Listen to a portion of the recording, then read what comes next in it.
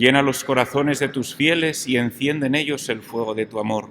Envía tu Espíritu, Señor, y serán creadas. Dios te salve María, llena eres de gracia, el Señor es contigo. Bendita tú eres entre todas las mujeres, y bendito es el fruto de tu vientre, Jesús.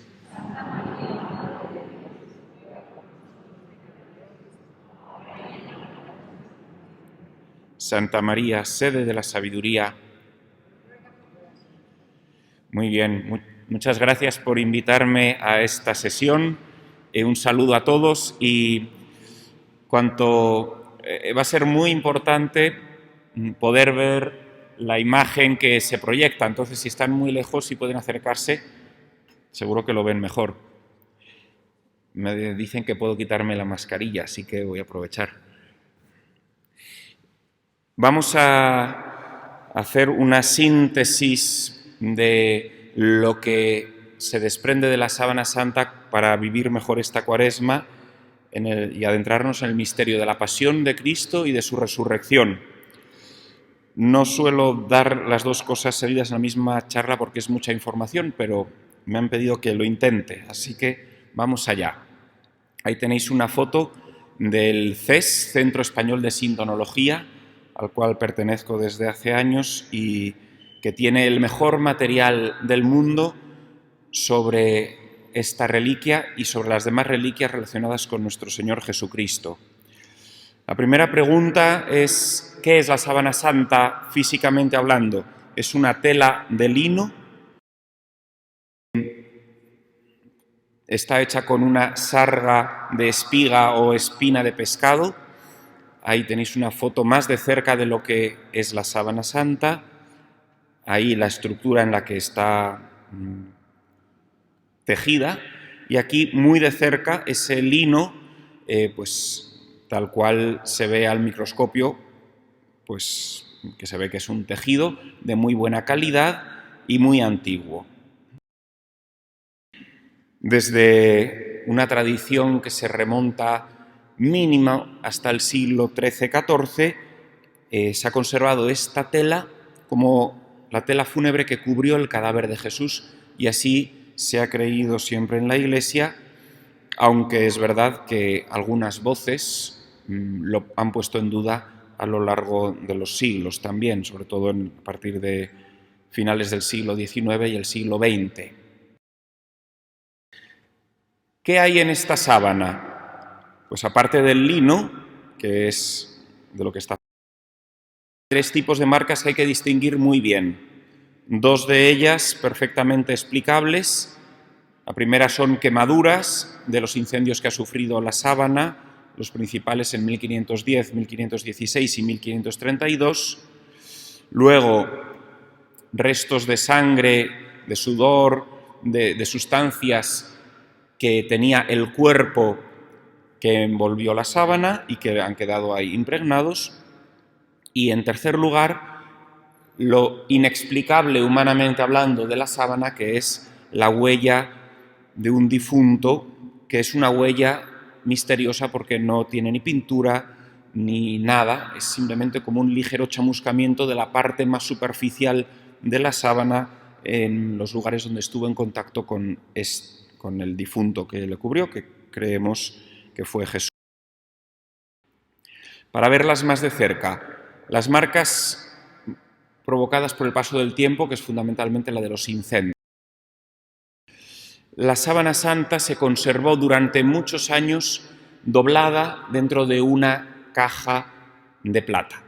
Doblada porque es muy larga, tiene más de 4 metros de larga y un poco más de 1 metro de ancha, con lo cual pues había que doblarlo por los pliegues que podéis ver en estas líneas que la recorren. La línea azul transversal principal, que guía el número 1, indica el primer doblez, luego el segundo doblez por la línea 2, luego por la mitad en la línea 3 y luego la línea 4. De tal manera que quedaban en unos rectángulos del tamaño de este que pone ABCD. Y con este tamaño se guardaba en la urna de plata, y en el peor de los incendios fue el de 1532 en Chamberí, donde la temperatura fue tan alta que una de las esquinas de plata de la caja se fundió, cayó sobre una de estas esquinas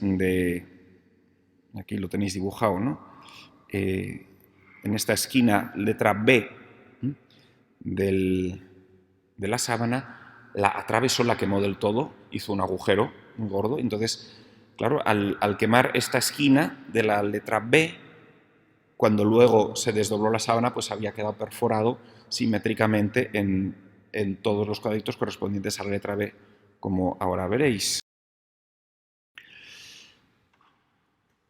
Aquí, estos triángulos son los agujeros de todo esto que veis aquí a lo largo de la sábana. Aquí es solo una parte. Son quemaduras del incendio. Las de la letra B, que son menores, estas que veis por aquí, que se repite simétricamente, son del incendio de 1516, y las más grandes, que son estas de aquí con la letra C, son del de 1532. Y luego en la letra D, estos son cercos de agua que dejaron, claro, el incendio al ir a apagarlo, pues empezaron a echar agua encima del cofre de plata y luego quedó pues manchada por el agua ligeramente. Pero ese agua salvó a la sábana santa, no totalmente, porque de hecho esas perforaciones, pues por ejemplo, eliminaron la zona de los hombros y de los brazos hasta el codo.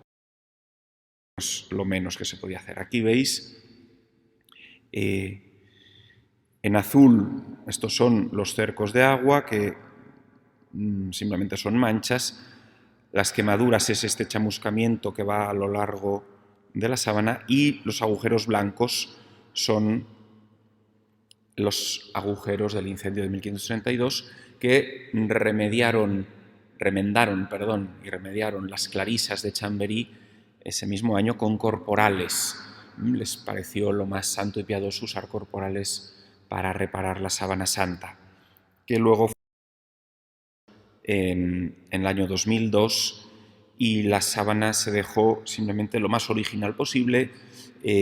Quitaron también un cosido que le habían puesto por la parte de atrás, la estiraron bien y quedó como está actualmente, con sus medidas originales: 437 centímetros de largo y 111 de ancho.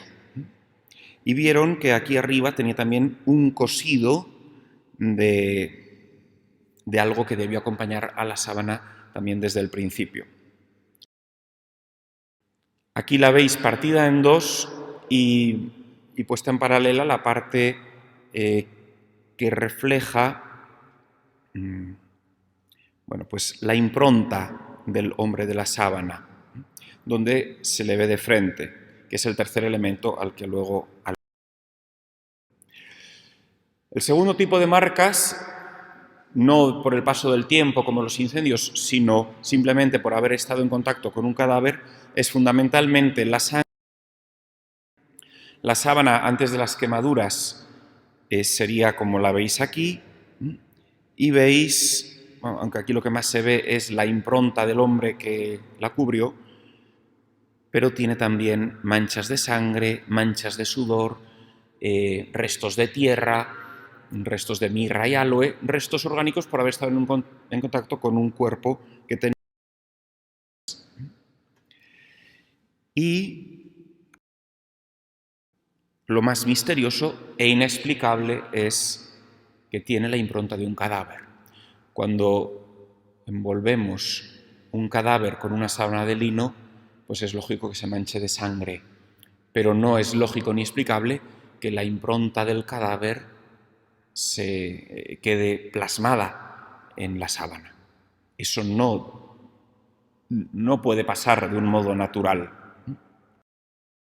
Es el misterio de la sábana, al que aludiremos más adelante, porque al preguntarnos por su formación veremos que no se puede explicar de un modo natural, y de un modo sobrenatural, pues lo único que podría explicarlo es si la resurrección tuvo algo que ver, pero lo veremos más adelante, y es una respuesta, una pregunta con difícil respuesta.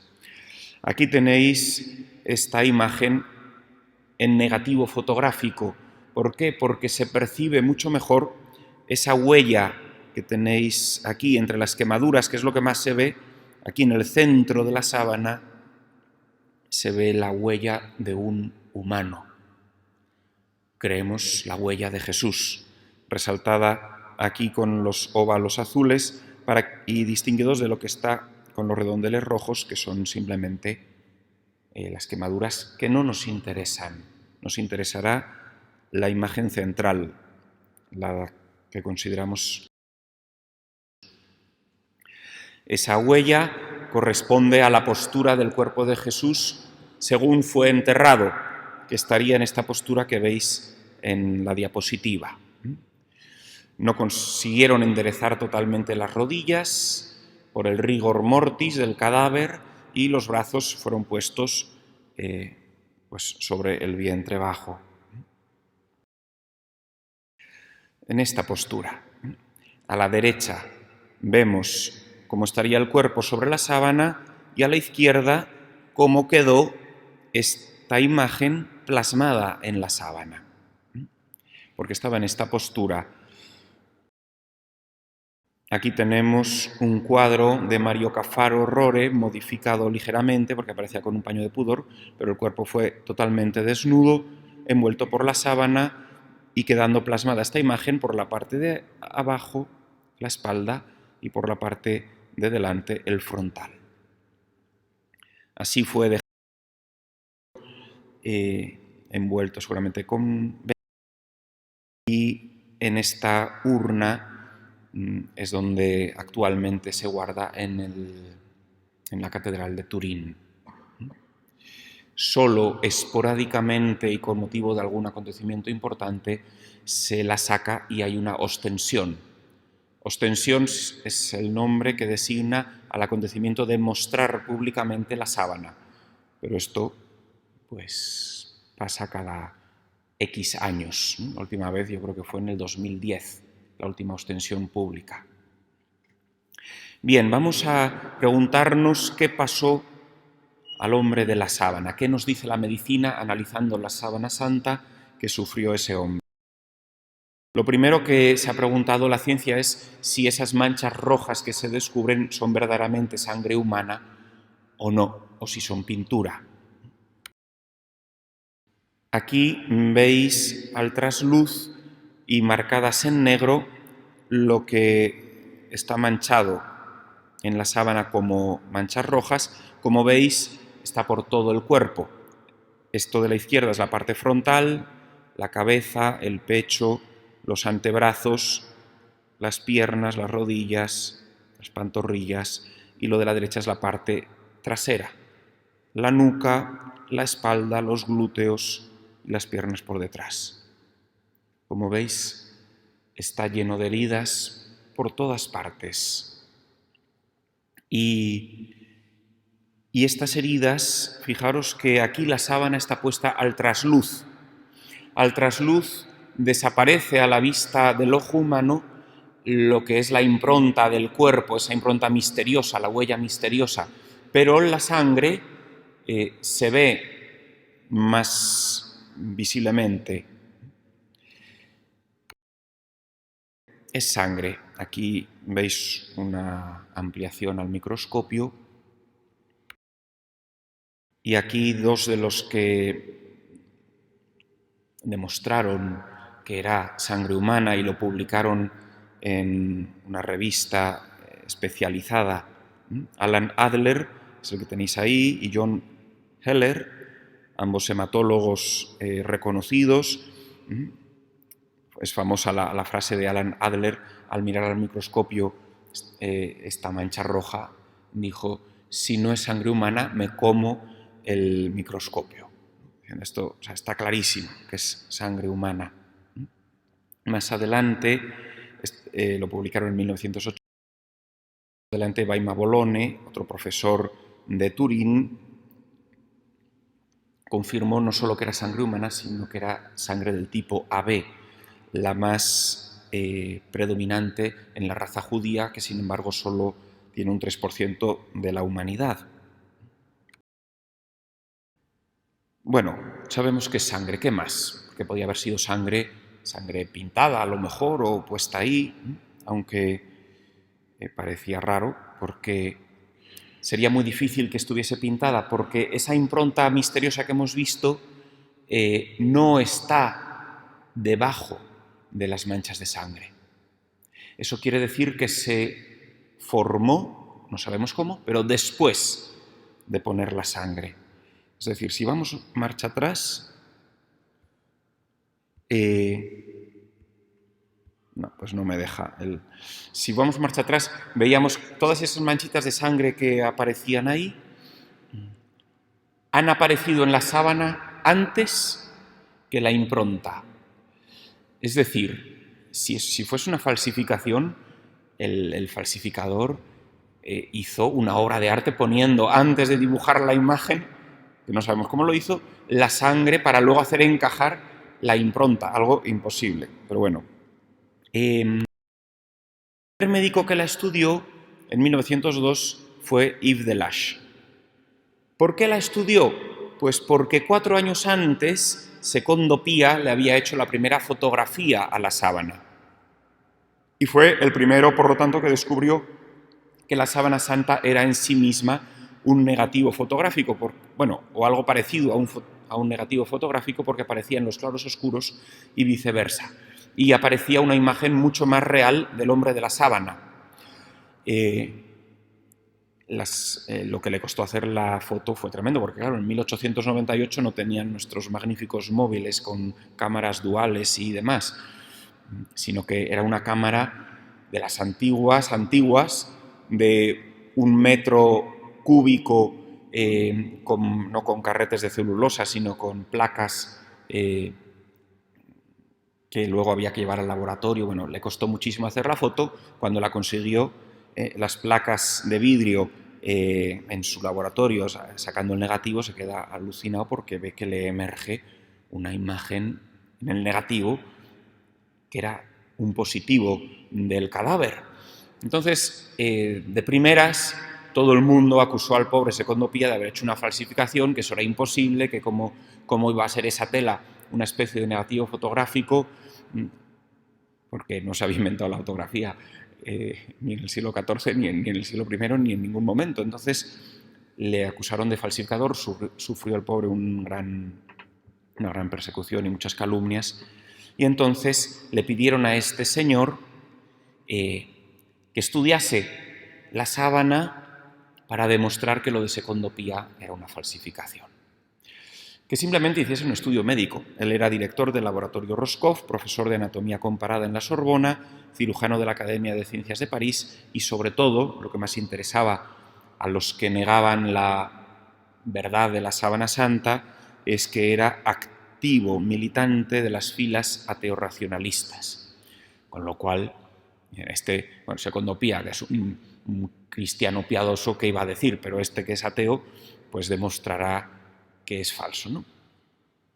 Después de sus estudios hubo una reunión donde todos estaban los de su partido ateo racionalista esperando sus resultados, y fue muy interesante porque empezó su conferencia y al decir el segundo dato que había obtenido de su estudio, se creó tal revuelo en la sala y hubo tal ofuscamiento que querían lincharle, que el pobre tuvo que salir por la puerta de atrás porque no le dejaron terminar ni siquiera lo que iba a decir.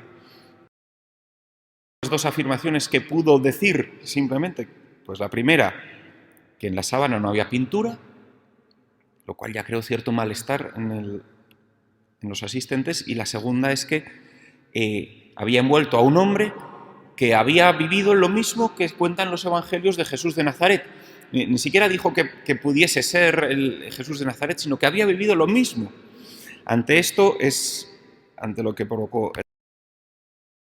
Bueno, luego, todos los especialistas en medicina que han estudiado la sábana santa han llegado. Aquí os pongo simplemente sus nombres y los lugares en los que trabajan ellos, ¿no?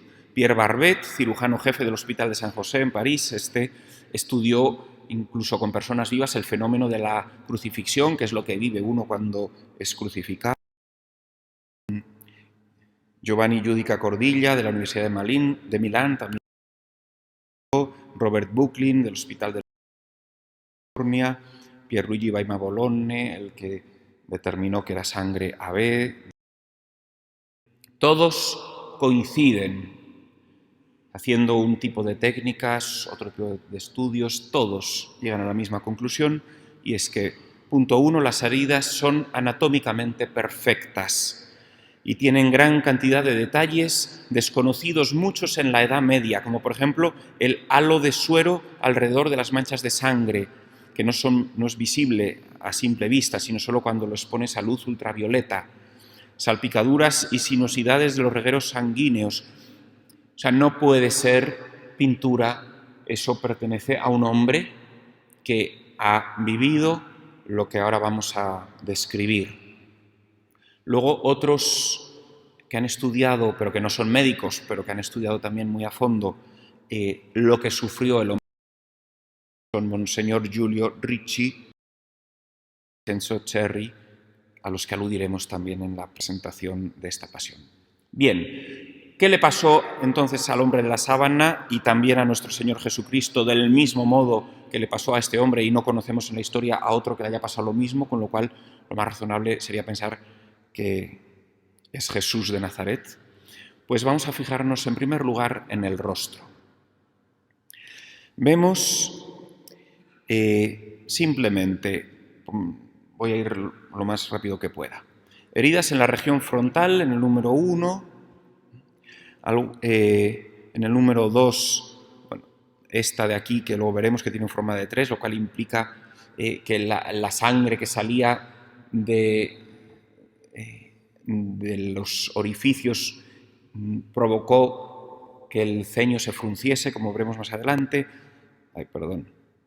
Bueno, diversos golpes, la nariz, el cartílago desviado o incluso roto, el pómulo derecho hinchado, tirones en la barba que había sido como arrancada, bofetadas, incluso restos de escupitajo al microscopio en parte de la cara. Todo ello sabemos que se le hizo a nuestro Señor Jesucristo. Aquí veis el rostro, este sería el pómulo hinchado, aquí a la izquierda, gotas de sangre que salen, un rostro totalmente magullado.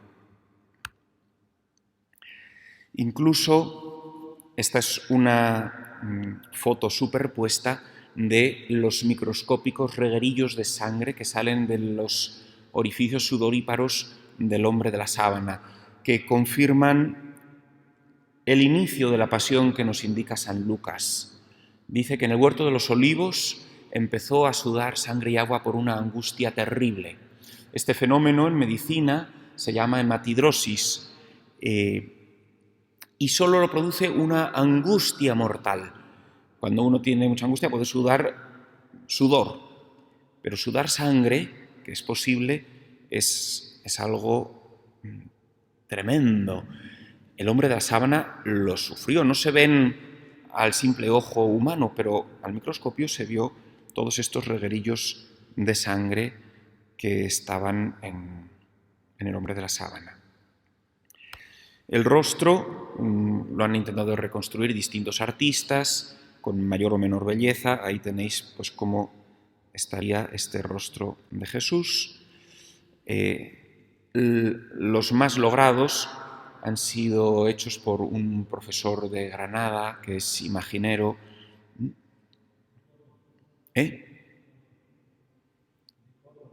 De Córdoba, perdón, de Córdoba.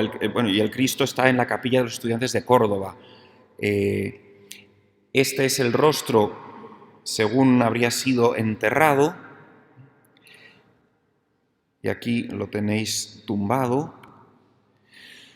Como veis, pues tiene aquí la nariz, la sangre está bastante limpio porque en principio estaría todo el rostro manchado.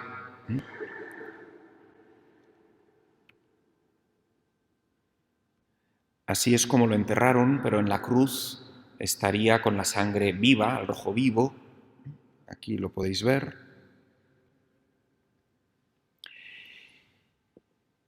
Estos golpes los recibe, si seguimos el hilo evangélico, aunque muy rápidamente, solo para recordarlo. En primer lugar, cuando le prenden, después de que ha sudado sangre, él solo por la angustia de cargar con el pecado del mundo, cuando le prenden los soldados del Sanedrín, ya le cogen, le empiezan a dar bofetadas, le llevan atado hasta el Sanedrín. Allí es su condena a muerte por blasfemia. Allí uno de los soldados dice que le dio un bastonazo, aunque normalmente suelen traducir por una bofetada, cuando le dicen así respondes al sumo sacerdote. La palabra griega rapisma etimológicamente dice a un bastonazo, un golpe dado con un bastón corto y redondo de este guiso así sobre la cara, que sería lo que produce la hinchazón del ojo derecho y del pómulo, que lo tendría prácticamente cerrado. Luego dice el texto que se pusieron a darle bofetadas, puñetazos, diciendo adivina quién te pega, a escupirle. Todo ello aparece reflejado en la sábana. Como sabéis, los judíos estaban bajo el poder romano y por lo tanto no tenían el ius gladi, es decir, el derecho a dar muerte a nadie, sino que solo los romanos tenían este derecho. Por eso no podían condenar a muerte a Jesús y ejecutarlo, sino que tenían que ser los romanos. Por eso se lo llevan a Pilato. Pilato se lo remite a Herodes porque era Galileo y en Galilea regía Herodes. Herodes no encuentra nada, se lo devuelve a Pilato. Pilato sabe que lo han entregado por envidia, entonces intenta liberarle de la muerte. ¿Cómo? Condenándolo a la flagelación. La flagelación era un castigo típicamente romano que dejaba totalmente destruido el cuerpo, pero no le llevaba a la muerte, porque normalmente se evitaba golpear la zona del corazón para que éste no se rompiese y no muriese el reo. Era un castigo que pretendía fundamentalmente también, aparte de escarmentar, producir lástima, y es lo que pretendía Pilato con este castigo, que no se empeñasen en condenarle a muerte y le dejasen libre, puesto que sabía que era inocente. Entonces se lo entrega a los soldados para el castigo del flagelo, la flagelación. Los soldados lo reciben como un reo que tiene la pretensión de ser el rey de los judíos. Entonces, lo primero que hacen es flagelarle. El hombre de la sábana, hemos visto que tenía marcas de sangre por todo su cuerpo, que en efecto es producido por el flagelo romano. Aquí tenéis una imagen en dibujo de todas las zonas que están golpeadas por el flagelo romano, y aquí lo tenéis dibujado sobre la sábana. Como veis, el origen de los golpes con el látigo son dos. Aquí uno que aparece en todas direcciones y aquí otro también en todas direcciones. Esto de aquí es la parte trasera. La parte trasera, como veis, está totalmente demacrado. Aquí vemos el cuerpo con las mismas heridas que aparecen en la sábana santa. Por delante veis el pecho, los brazos, las piernas, y por detrás la espalda, los glúteos, las piernas. ¿Cómo era el flagelo? Pues era el flagelo típico romano, el flagellum taxillatum, que acababa en pares de bolitas de plomo de unos 12 milímetros cada bolita, y aquí a la izquierda veis la sábana por detrás. Esta es lo que es la cabeza, este es el pelo recogido en coleta, en cola de caballo, y todas estas pequeñas manchitas que veis aquí son los golpes del flagelo que va de dos en dos. El flagelo no sabemos cuántas cuerdas tenía. Hay distintas hipótesis, aquí lo tenéis reconstruido, pero hay quien habla de 2, 3 cuerdas, hay quien habla de 7. Cada cuerda acababa en estas dos bolitas. Y aquí ampliada la imagen por ejemplo, de la espalda, pues veis cómo los golpes van a pares de 2. Y aquí un poco más abajo, la zona también de los glúteos. Los soldados se cebaron. Los estudiosos creen que recibió alrededor de 120 latigazos con este flagelo, pero la realidad es que no podemos calcularlo, porque los primeros golpes con el flagelo no hacen saltar todavía la sangre, van ablandando la carne y entonces pues los primeros latigazos no están registrados en la sábana. Es solo según va recibiendo más y más que se va abriendo la carne, haciendo saltar la sangre y dejando el cuerpo totalmente destrozado, como lo vemos en las imágenes y como lo vemos también en el... Porque este autor, Miñarro, el que ha hecho estos 2 Cristos sindónicos, tanto las imágenes que os muestro de cómo fue envuelto en la sábana como las imágenes que os muestro crucificado, son del mismo autor, el que ha hecho las imágenes más detalladas. Aquí lo tenéis en la cruz, pues cómo se ven los golpes de los flagelos, ¿no? Que no dejaría de producir sangre. Bien, sabemos cómo es el flagelo. Ahora bien, ¿en qué postura fue flagelado? Sobre esto no hay unanimidad. Ha influido mucho, incluso en la película de Mel Gibson, el descubrimiento de una columna en Jerusalén de unos 65 centímetros de altura, que ahora se conserva en Santa Práxedes, en el Esquilino, en Roma. Y esto ha hecho pensar que, como se dice en el Evangelio, que Jesús fue flagelado, atado a la columna, pues se le ha imaginado atado a una columna como esta. Y en esta postura, ¿no? Por 2 soldados que ante el cuerpo desnudo le van flagelando, como aparece en el dibujo o en este otro dibujo sobre el cuerpo totalmente desnudo, y como aparece también en la película de Mel Gibson. Sin embargo, esto, aunque Monseñor Ricci, como veis en el dibujo de la izquierda, consideraba que podía haber sido así, pero es difícil que haya sido esta la postura. ¿Por qué? Porque el flagelo se ve que los brazos estaban por encima del resto del cuerpo por la direccionalidad de los golpes. Por otro lado, se ve que sistemáticamente han evitado la zona del corazón. Eso, si el hombre está en la postura de la izquierda, en esta de aquí, es difícil de calcular porque el cuerpo se mueve mucho. Tiene que estar el cuerpo bastante bien fijo para poder calcular los golpes y no darle al corazón. La hipótesis de Barbet a mí tampoco me convence porque si está atado a la columna de ese modo, no puedes flagelar la parte frontal, porque la columna te lo impide. La que más acorde me parece es la propuesta de Monseñor Cerri, que sería atado a una columna, pero no directamente a la columna, sino a un saliente de la columna del cual colgaría una cuerda. Entonces ahí atas al reo, elevas con la cuerda hasta que queda de puntillas y por lo tanto casi inmóvil, y así de este modo sería flagelado por 2 soldados. Vamos, han hecho mediciones de todo, incluso de la fuerza con que fue dado cada golpe, por la profundidad de las heridas. Bueno, esto fue algo atroz que seguramente provocó la inconsciencia del reo en varias ocasiones, ¿no? Porque es un castigo terrible. Los soldados, no contentos con eso, se burlaban de él porque como le habían condenado por proclamarse rey de los judíos, pues le visten con una túnica roja, empiezan a hacerle burla y le trenzan una corona de espinas, diciendo: «Oh, salve, rey de los judíos».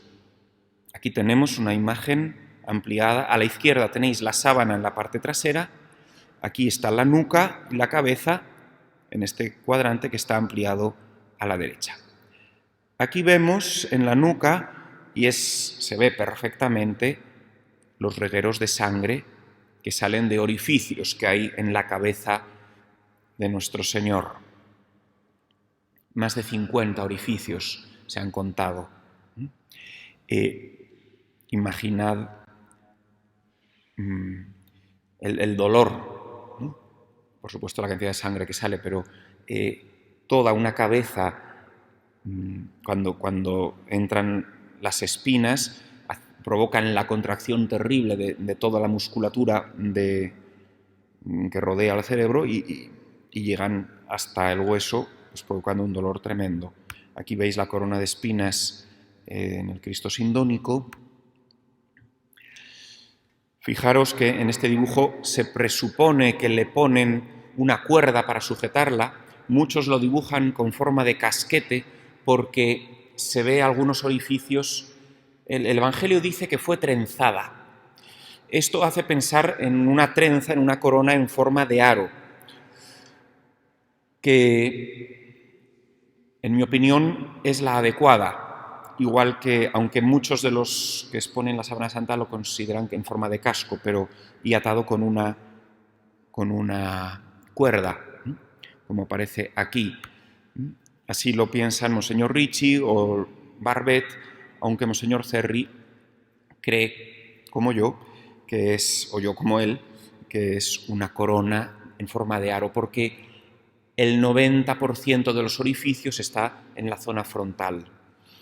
Solo hay alguno que se va más para arriba, que puede haber sido provocado por cualquier otra cosa y no por la corona. Y sobre todo es que en la sábana tenemos el frontal y el trasero, pero no tenemos, digamos, de lo que es justo la tapadera del cerebro, ¿no? Eso no ha quedado registrado en la sábana, solo por delante y por detrás. Entonces no se puede confirmar ni comprobar que fuese con forma de casco. Luego, aquí tenéis ampliada la frente, imagino que lo percibís bien. Por ejemplo, esto es un ojo, otro ojo, y esta es una de las gotas más características en forma de 3 invertido y junto con otras gotas que salen de los orificios. Esta forma de 3 invertido ha llamado mucho la atención porque, claro, es una gota que ha recorrido el ceño fruncido porque está atravesado por las espinas que le provocan la contracción, igual que este señor que está aquí. Pues es que en el cadáver de Cristo queda seca esa gota con la forma que recorre la frente. Bien, seguimos con la espalda. ¿Por qué? Porque, como sabemos, después de la coronación de espinas, se lo entregan a Pilato. Pilato se lo muestra al pueblo diciendo: Ecce homo, aquí tenéis al hombre. Es suficiente este castigo. Pero todos gritan: no, crucifícale, crucifícale. Intenta salvarse, intenta salvarle, no condenarle, pero es tanta la presión que dice: allá vosotros, yo me lavo las manos, haced con él lo que queráis. Y se lo entregó para que fuese crucificado. Jesús tiene que cargar con su madero, con su cruz, hasta el Calvario. Está tan aniquilado que no tiene prácticamente fuerzas. Sabemos que, de hecho, tienen que pedir la ayuda de Simón de Cirene. Os muestro aquí la espalda de la sábana porque los médicos han visto unas rozaduras terribles en la forma de los hombros provocadas precisamente por este madero. De hecho, hasta se han encontrado trocitos de minúsculos de madera incrustada en esa zona de la espalda, provocadas por el madero. Unas llagas tremendas que incluso parece que llegan en alguna parte hasta el hueso. ¿Cómo llevó Jesús la cruz? No hay certeza. No hay certeza de si llevó solo el palo vertical o si llevó la cruz completa. Hay defensores de las dos posturas. Es cierto que lo tradicional en un condenado a muerte era llevar solo el palo vertical, que se llama patibulum, y lo normal es que lo llevasen cuando había más de un reo atados entre sí, como veis en la imagen, para que no les fuese fácil escaparse. Por otro lado, podéis deducir fácilmente qué pasa si uno de ellos se tropieza, efecto dominó, ¿no? Cae uno, caen los demás, porque si van atados con cuerdas, y por otro lado, si uno se cae, porque el patibulum pesaba, no eran 20 kilitos, eran alrededor de 50 kilos lo que podría pesar el patibulum. Si uno se cae, lo primero con lo que frena la caída es con las rodillas. Y después de caer con las rodillas, con el propio peso más los 50 del patíbulum, sobre la arena llena de piedras, es bastante doloroso, pero luego el resto con lo que frenas no es con las manos, que están atadas al patíbulum, sino directamente con la cara sobre el suelo, más los 50 kilos del patíbulum aplastando la cabeza contra el suelo. En Jesús, en el hombre de la sábana, se ven en concreto que las rodillas están totalmente rasuradas en carne viva, seguramente pues de estas caídas. ¿Cuántas? No lo sabemos. En el Vía Crucis ponemos 3, pudieron ser más. Y en una de esas caídas, Jesucristo humanamente no tiene fuerzas para levantarse, está totalmente aplastado por el peso, y es cuando tienen que llamar a Simón de Cirene para que le ayude. En el cartílago de la nariz, que aparece también desviado y roto, se han encontrado restos microscópicos de arena. Claro, al frenar con la cara directamente, lo que más sobresale es la nariz y queda arena en ella.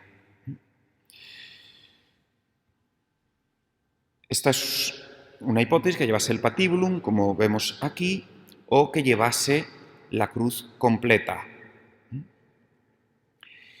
Esta es la hipótesis que defiende el otro que no es Ricci, ahora mismo no me sale el nombre, Ferri. ¿Qué datos a favor hay para pensar que llevó la cruz completa? Pues Monseñor Cherry, no Ferri, Cherry, dice que hay unos estudios que dicen que cuando uno era condenado a muerte e iba vestido, llevaba la cruz completa. Solo cuando iban desnudos llevaban solo el patíbulum.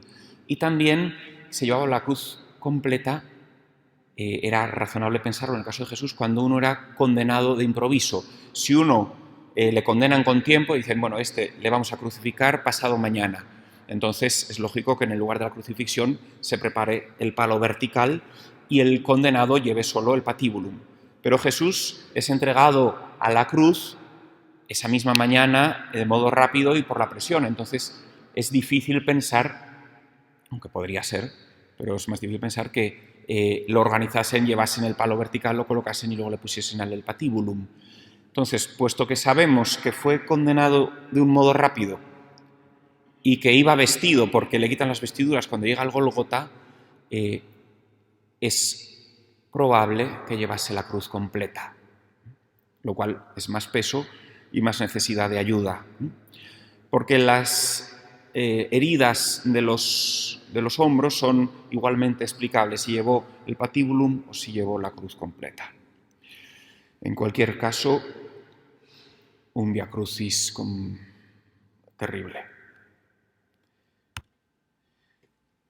Cuando llega al Gólgota, apenas ya sin fuerzas, le crucifican. También están las huellas de la crucifixión en la sábana santa, puesto que aparecen las muñecas perforadas, así como los pies. Aquí veis el hombre de la sábana, imagino que lo percibís bien, el rostro, los brazos, y aquí un orificio en la muñeca por la que sale estos regueros de sangre, pero no solo estos, sino también todos estos que recorren el antebrazo hasta el codo. Como hay una mano sobre la otra, el orificio de la mano, en este caso derecha, no se ve, pero sí se ve el reguero de sangre que sale de ese orificio aquí, que corre hasta el codo. Aquí en el Cristo Sindónico de Miñarro se ve exactamente por dónde atraviesa el clavo para sujetar el cuerpo, que es lo que los médicos llaman el hueco de Destot. Por ahí cabe perfectamente entra un clavo desplazando los huesecillos de la muñeca y los más pequeñitos triturándolos, atravesando el nervio sensitivo motor mediano que pasa por ahí, provocando a su vez que los pulgares se metan hacia adentro, y esto hace que el cuerpo quede colgando de los ligamentos anulares, que son muy resistentes. Si el clavo hubiese pasado por la palma, el peso del cuerpo hubiese rasgado la carne y el cuerpo se caería hacia adelante.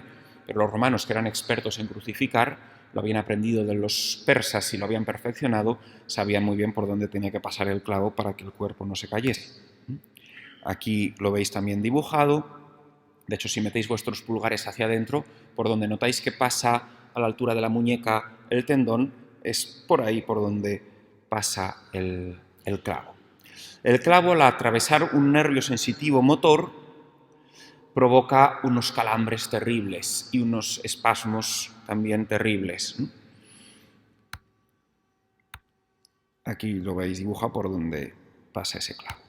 Rubens es de los pocos que ha dibujado la crucifixión de Cristo por donde exactamente se realizó.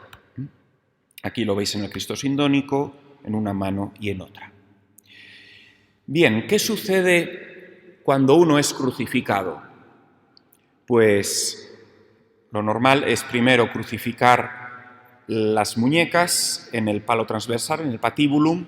El dolor obviamente es terrible, por esto que he indicado, queda ahí fijo, pero el momento más traumático es cuando se levanta el patíbulum para ponerlo sobre el palo vertical. Porque en ese momento todo el peso del reo tira hacia abajo.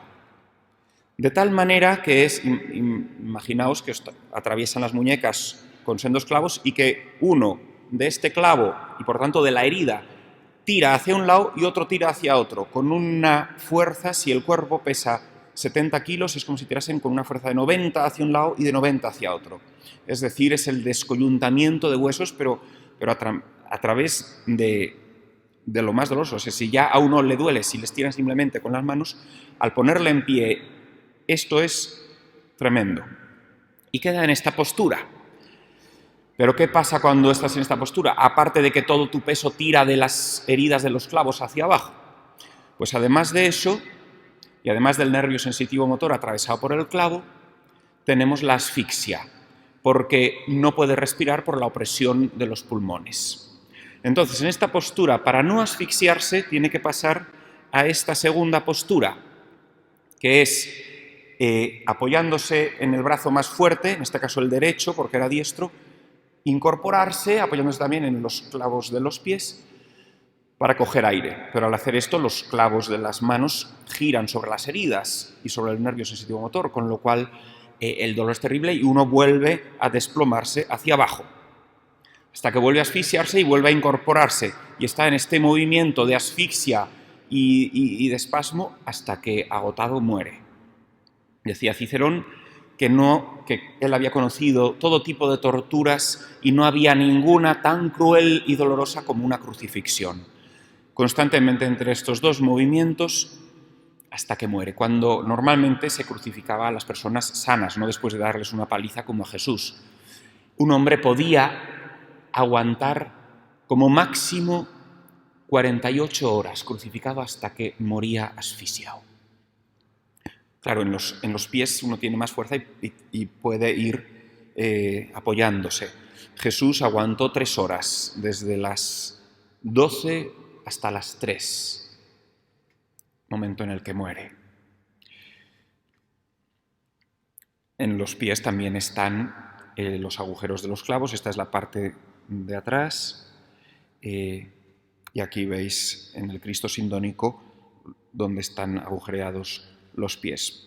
Probablemente un solo clavo para ambos pies, aunque tampoco esto es seguro. Seguramente un solo clavo por la postura en la que quedaron por el rigor mortis los dos pies, como si uno hubiese estado encima del otro. Exactamente por ahí. Este clavo no atraviesa ningún nervio, simplemente sujeta los pies a la tabla, bien a los dos juntos o bien un clavo a cada pie. Aquí en el Cristo sindónico de Miñarro. No me detengo a explicar todo lo que sucede en la cruz, que las 7 palabras, que sería muy catequético y bonito, pero nos vamos a centrar solo en lo que hay en la Sábana Santa, a ver si llegamos a decir algo de la resurrección.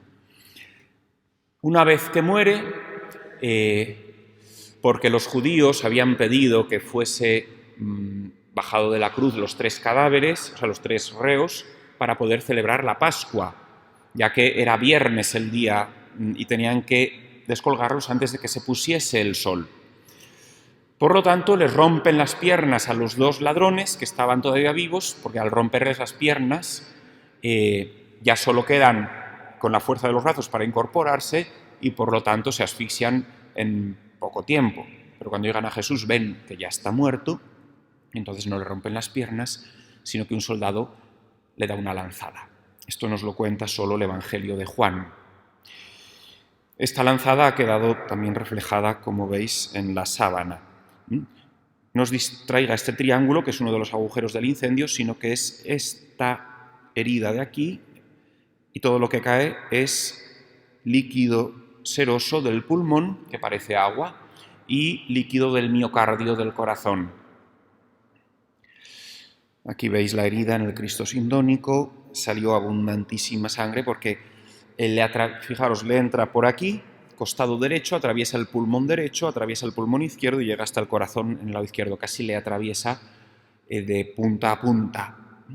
De hecho, hay algunos estudiantes de la síndone que creen que le atravesó porque una de las heridas que hay aquí en la espalda creen que es la salida de la punta de la lanza. Aquí lo veis desde otra perspectiva y aquí más de cerca la herida tal cual. Esto a su vez es el típico golpe romano de un soldado que ataca a otro que va a caballo, que es con la lanza en sus manos este movimiento. Está perfectamente ensayado para atacar al que va en caballo, que está protegiendo con un escudo su corazón y con la otra mano lleva su espada. Entonces aprovecha cuando levanta la espada para, por el lado que está libre, meterle la lanza y directo al corazón matarle. Bueno, aquí lo veis en la cruz, la herida, derramando sangre abundante, ya muerto. Esta herida nos muestra que Dios abrió el corazón de su Hijo para que tengamos acceso a su intimidad, acceso al corazón de Dios. Es el cumplimiento de la profecía del nuevo templo de Ezequiel y que el mismo Cristo se aplica. El primer día que fue al templo, al inicio de su ministerio, dice: destruid este templo y yo lo levantaré en 3 días. Hablaba del templo de su cuerpo. Su cuerpo es un templo porque es donde está Dios, porque Él es Dios. Y Ezequiel en el capítulo 47 ve el nuevo templo de cuyo costado derecho, como el costado derecho de Cristo, mana un torrente de agua viva que desemboca en el mar muerto, en el mar de aguas salobres, y lo llena de vida. Y todo lo que está a su alrededor lo llena de vida. Este es el templo al que bebemos, al que nos acercamos a beber la fuente de la vida. Bien, esto es una imagen clásica que se pone de, no tiene nada que ver con el Cristo, con Jesucristo, pero tiene una herida en el mismo punto que Jesucristo porque es un soldado galo al que, que está en un museo, herido por los romanos, que nos confirma que es el típico golpe que daban los romanos.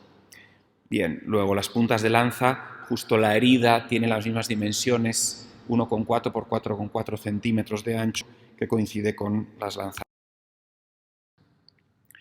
Bien, una vez muerto, José de Arimatea es el que compra la sábana, huellas en los pies de los dedos que transportaron por los pies el cuerpo de Cristo. No sabemos si lo llevarían entre 5, sepulcro.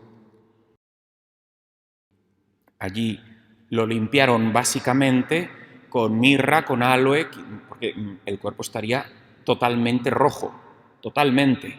O sea, unas heridas, y lo limpian lo mejor que pueden, aunque dejan el embalsamiento y el afeitado del cuerpo, que estaba incluido en la sepultura, para después de la Pascua, que es a lo que van las mujeres el día de la resurrección. Lo envuelven de así es como estaba. Luego quedó sangre, porque quedó sangre solo de donde estaban las heridas. Si no lo hubiesen limpiado, habría quedado toda la sábana impregnada de sangre. Como lo limpiaron, solo por donde están las heridas, que sigue supurando, lógicamente. Aquí lo tenéis en una triple vista, como estaba por la sábana y probablemente con las cintas. Bien, voy a abrir al menos para rápidamente ver algo de la resurrección.